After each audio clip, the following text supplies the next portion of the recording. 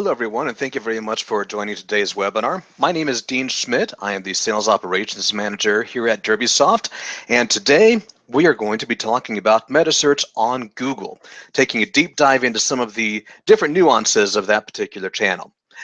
As we go through the presentation today, I'll be largely looking at the PowerPoint deck, and we'll look at also some websites, but I won't be watching the chat window as much, but I do welcome you to type any questions you have in there.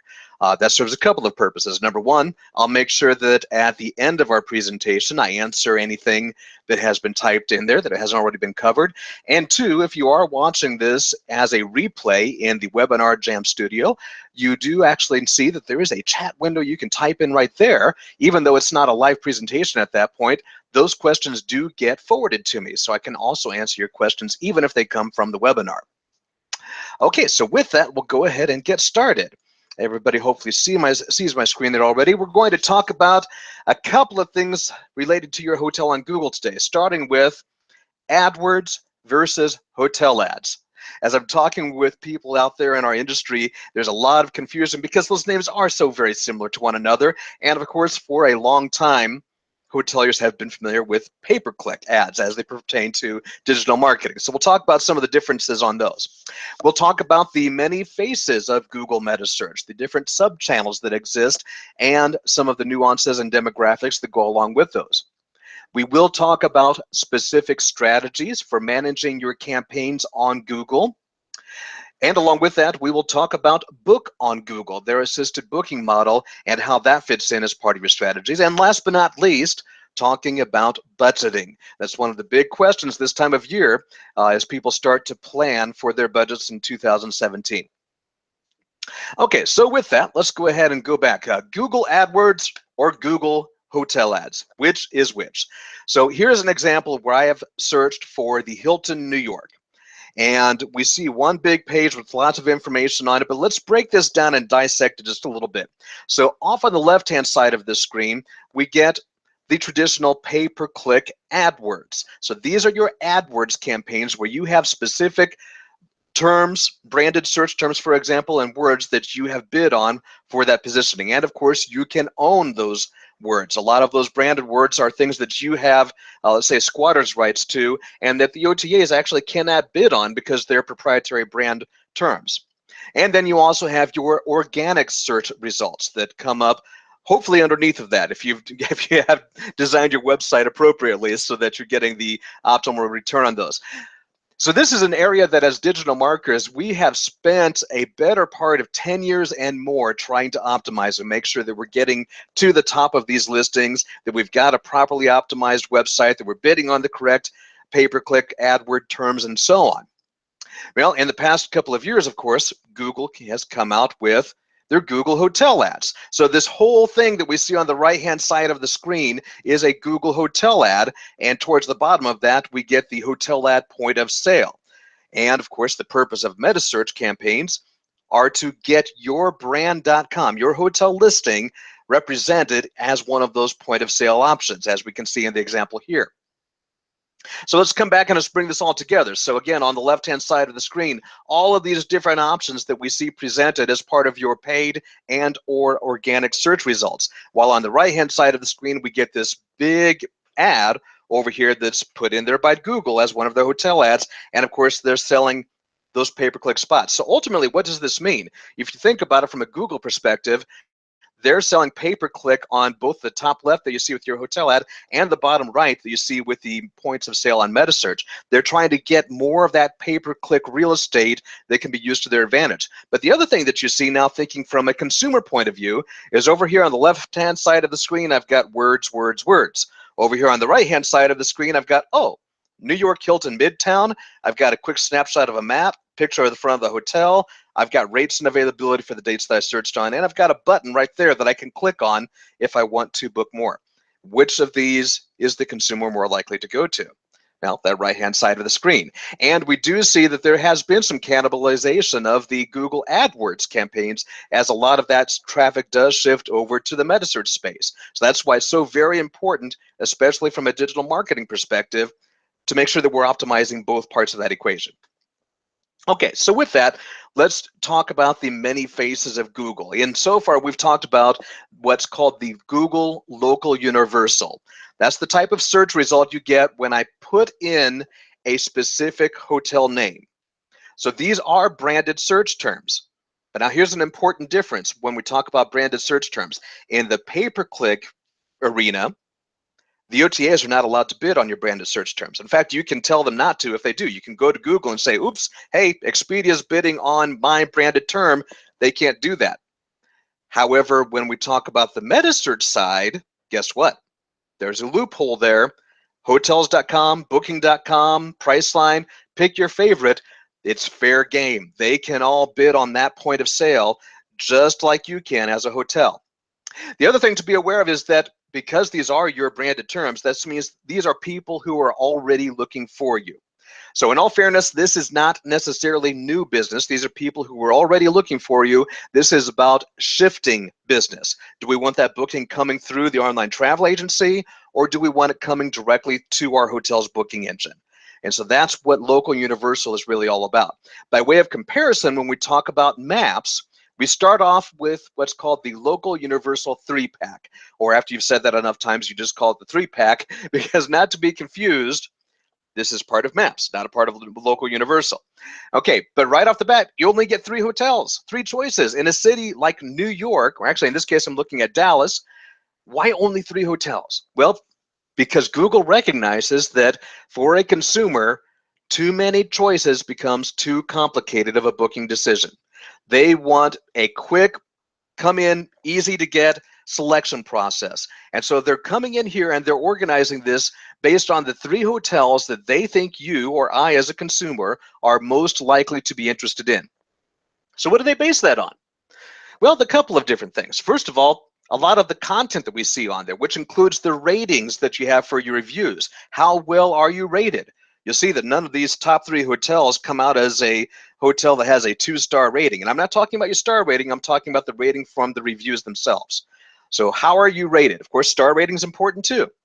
When we talk about the reviews, though, not just the rating, but how many of those reviews do you have? Because if you've only got 1 5-star review, that sounds great, but yeah, there's only 1 of them, so obviously not a lot of traffic. Overall, what is your popularity? Now, I use that term there on purpose because you may start thinking, hey, this sounds really similar to a webinar that we did just last week, actually talking about TripAdvisor and their popularity rankings. Well, as a matter of fact, it is. The principles are very much the same. Price, of course, also plays a role in this because Google, see, now I'm talking about TripAdvisor, Google is also looking at what is the value of that room compared to maybe what it normally would be. So they're looking at all of that information, and of course you can click on this to get an expanded search of more hotels in the area. So you have more selections, but even at that, you'll notice that it still is not showing every single hotel. There was a Trivago commercial recently where they actually tried to capitalize on that point, saying that other search engines, such as Google, for example, gave you a limited selection, whereas Trivago would show you every hotel. And something to be said for that. But showing you every hotel also makes it difficult for you to make a decision. So that's why Google realizes this and said, hey, let's just give you a few select hotels.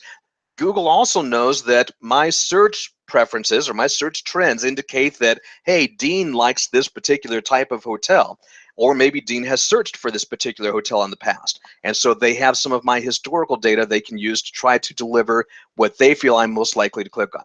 Okay, so these are now broad area search terms. I'm looking for a hotel near Times Square, or I'm looking for a hotel in Dallas. I have not already committed or been predisposed to any one particular hotel or brand in this example. Because of that, these are typically going to be new customers. Now, to be fair, it could be somebody that's looking for your hotel on map as well. Not saying that doesn't happen. So, but these are where the majority of your new customers are going to be coming from. So this is more like a new business channel as opposed to a market shift channel that we saw on Local Universal. Then there's a third channel on Google, which is called the Google Places page, also known as the Google My Business page, also known as your Google Plus page, depending upon which circles you're in and how you want to refer to it. Now, let me say up front that from a Metasearch perspective, this is not going to get a lot of volume, nor should it, quite frankly. Most of your volume should be coming from your maps, and local universal pages. If you see that's not the case, probably need to look at that a little more closely. However, it is still very important because all of your content lives here. This is where your reviews and your photos and your videos and your maps and your marketing description and all of this information exists on this page. Yes, there is a make a reservation button on there as well. But all of this information that's on here feeds into those other channels we talked about. So they will help support your presence on that local universal 3-pack that we made the example of. They'll also have that content or lack thereof in some cases that comes up on your Google Hotel ad. So making sure that you have claimed this page and have the appropriate content on it is so very important. So even though it doesn't have traffic that's coming to it, that does not by any means diminish how important that it is. Okay, so this is talking about all the different channels or sub-channels that we have on Google. Now let's talk a little bit about the strategies that we can use to manage these different channels with our Metasearch campaigns. So first thing that we need to do when we talk about strategies is understand our goals. What are we trying to accomplish? Because the strategy that we use to accomplish that is going to be very different. So our goals can include things such as branding. I want to make sure that from a branding perspective, I'm always present. Perhaps volume. I'm trying to get as much traffic as possible. I want share of voice, similar to branding, but slight nuances different. Having visibility, though, still a major part of that. Having a good return on ad spend, or ROAS, ROAS as we call it. Perhaps we want to optimize by a device, desktop versus mobile, by a particular day of week, or maybe even by a certain booking window. So these are all different things that we can optimize on Google. Now, I'm going to take a snapshot actually from the Metasearch Manager dashboard that's put together by Derbysoft. This can be managed directly within Google. I'm not doing this to promote Derbysoft because this is an educational forum, but this gives a nice consolidated view of all of the different ways that you can manipulate your bidding on Google. So first of all, at the very top of this, you'll notice that we start off with bid base. This is important because you'll notice that it is a percentage. That's a key differential between how we bid on Google versus how we bid on, for example, let's say TripAdvisor. TripAdvisor, I bid $5, it's a $5 click no matter what. On Google, I bid 1%, and that 1% is now proportionate to what is my average daily rate and what is my length of stay. So you have a big difference between a low ADR hotel staying for 1 night versus a high ADR hotel staying for, let's say, 5 nights. So that's important to be aware of. But then we can come in here and we can multiply this based upon those different channels we talked about. So for example, local universal, if I want to be more aggressive on that, or less aggressive, my maps results, my places page, and so on, and even on my device. Now, device is an important element because mobile does not typically drive as much traffic for Metasearch as what desktop does. Most of your volume will come through desktop. However, mobile does usually have a much lower cost per click. As such, if you have a cost per click to say 1/3, 1/4 of what you were seeing on desktop, you can, in many cases, return a positive return on your ad spend, and that works out nicely. Other ways of managing this, of course, include length of stay. We talked about the danger of a percentage on a 5-night length of stay. Now imagine if you are an extended stay property, 14-night length of stay, let's say. That can add up very quickly. Targeting by country and then targeting by day of week. So if you know that you are typically sold out on the weekends, maybe you want to be more aggressive on weekday versus weekend. So I'm going to go on Wednesday and say, let's be more aggressive that day. And also for a booking window. If I know that my hot booking opportunity is inside of 72 hours, I can come in there and I can optimize that according to people that are checking for availability within that time frame. So these are all the different multipliers that can be used when we're talking about Google. Now, what you can normally do is take these, and within Derbysoft at least, we have some automated tools, and I'm sure there's other companies out there that can help you with this as well, and we encourage you to use those because it's very difficult to manage this across an entire portfolio, across all of these different channels on a regular basis. But you'd want to take a look at things such as assigning a position rule, where I want to bid for a specific position, maybe that top spot, second spot, third spot, whatever the case may be. Perhaps I want to look at a return on ad spend goal where I'm going to take my historical data and measure that cost of being in position number 1 versus the return for that and compare that with the return for my position number 5, let's say. Different costs, different click-through, different visibility, different return. And last but not least, on Google, we also have the ability to look at what we call a share of voice goal, because Google does share both the eligible impressions, how many times you could have been seen, and your actual impressions, how many times you were seen. So we can put those two together to understand your impression share or share of goal and optimize according to that. So these are all strategies that can be applied when we're talking about a Google campaign. You can do these through the Google Partner front end, or you can work with a company such as Derbysoft to help optimize those. Now, when we look at these different strategies, there is one more that we have to take into consideration. That is what we call Book on Google. This is what they call their assistant, or what we call their assisted booking program.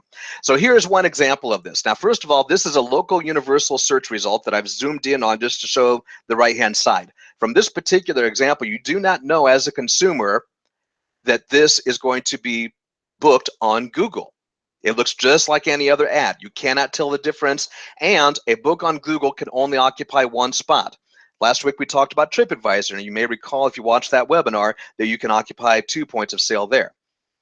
So when I click on that, what ends up happening is I get another window now where it tells me I'm booking this on Google with the Cheyenne Mountain Resort. So it's fulfilled by Cheyenne Mountain. I do have an option to click book on hotel website here, so I could go directly to their website, but what this is trying to do is to keep you in the same environment. If you have a Google Wallet already set up or on your Google My Business or your Google Plus account, you may already be able to fill that in, and then just click once again, and it fills in all of your information.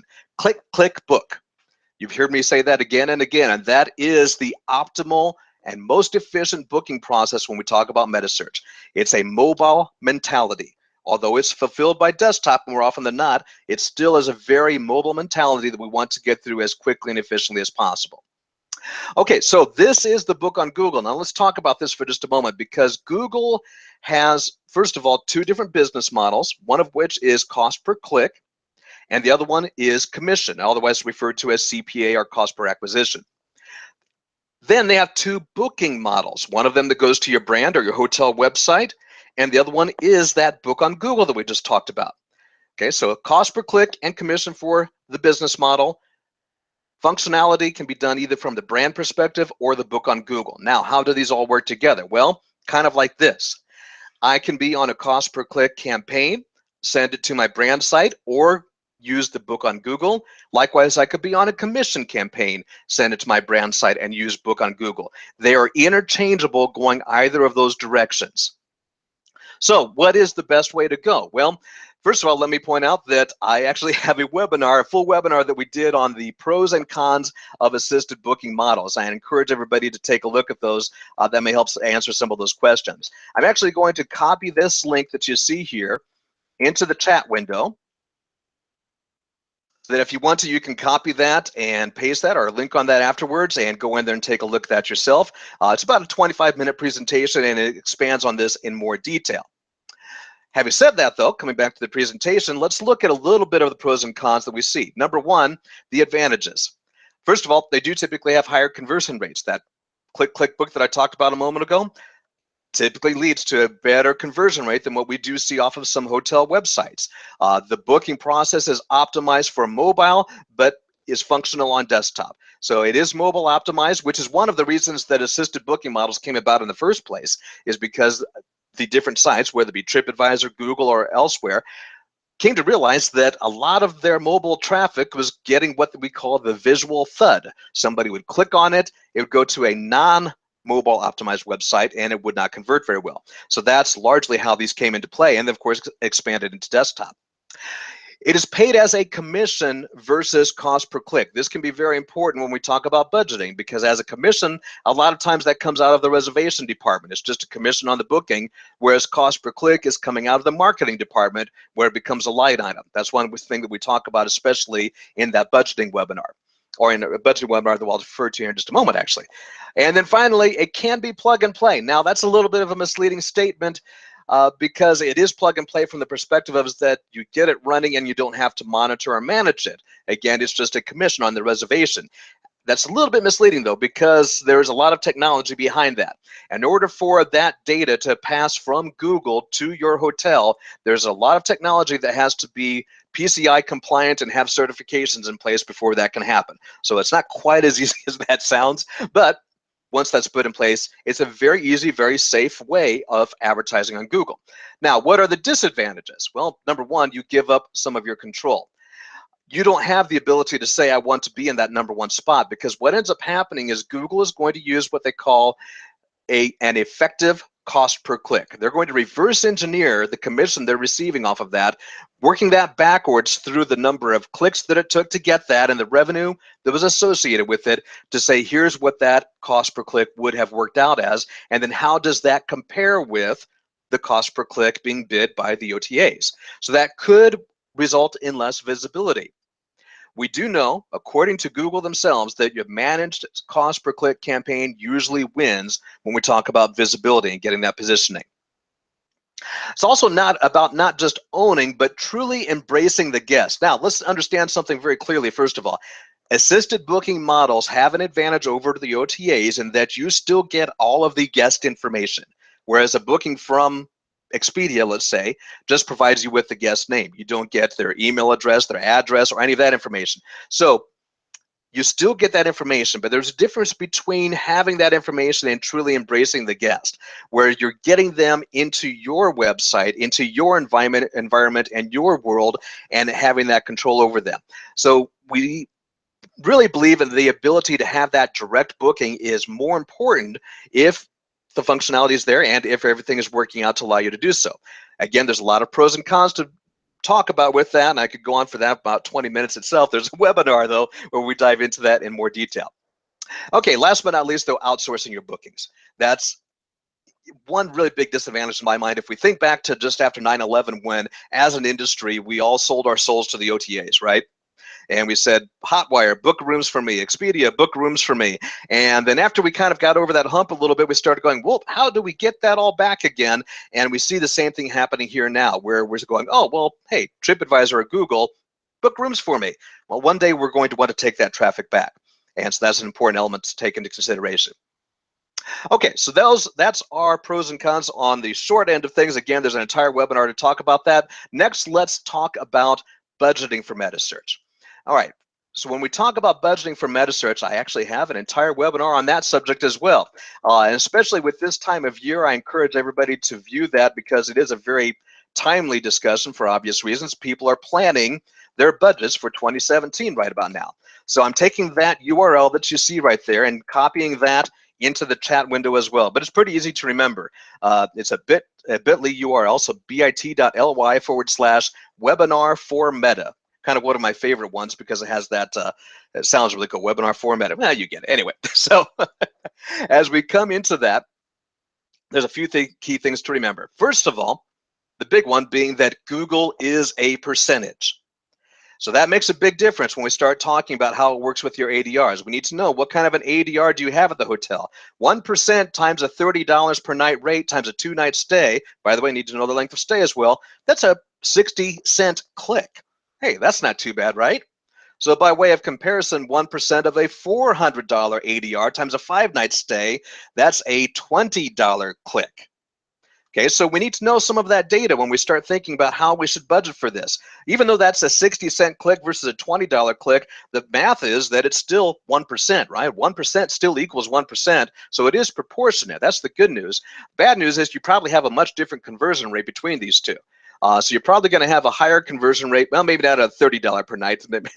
People may shy away from a $30 a night hotel sometimes, but a lower ADR is going to be more spontaneous in the booking process, whereas a higher ADR hotel typically has a longer sales cycle. And so that has more steps in the process, and the conversion rates are going to be lower. So you have to take that into consideration as well. And it's important to know what those metrics are and what that data looks like. And it's an important part of the budgeting process. In that webinar that I referred above there, the webinar for Meta, one of the first things we start out by saying is that, actually, you probably shouldn't have a budget for your Metasearch. Yeah, take that in for a moment. Listen to that webinar to find out why. But let's assume for just a moment that you do have to have that budget. We did work out a way that you could put together some math and figure that out just a little bit. And there's a link for that as well, which I'm going to take a moment to copy into the chat window here. Jump over to that. So I've copied a total of 3 different URLs into here. The last of these is our revenue calculator. Okay, why is a revenue calculator so important? Well, because we have a little toy that we can play with. And bear with me for just a moment. I'm going to switch my screens here to share something off of Chrome.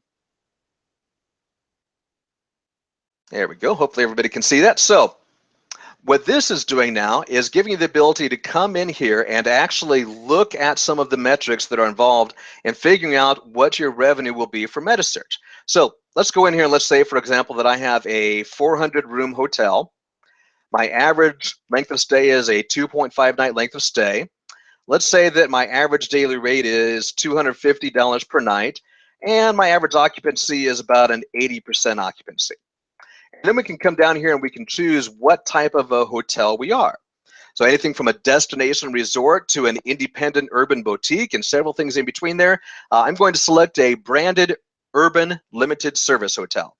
And we'll give you a few numbers. So let's say that your revenue is expected to be $500,000. That's kind of on the low end. On the mid-range, about $700,000, and on the high end, about $900,000. Obviously, there's a lot of metrics that go in here. Oops, and I see one of my decimal points is going way out to 0.01 there. But this gives us a point of reference now.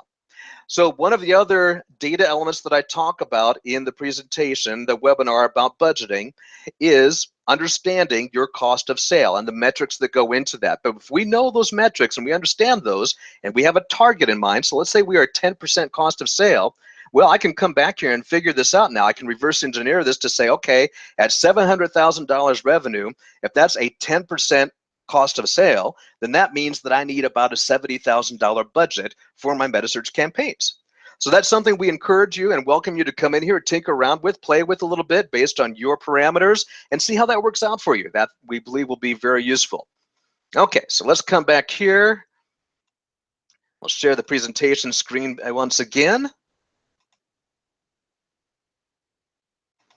There we go. All right, so that gets into the part talking again about the budget, how the percentage plays a role in that ADR. You see the links there again. Okay, the next screen. One other thing that I want to make sure that I point out when we talk about Metasearch is that it is so very important to know your reputation.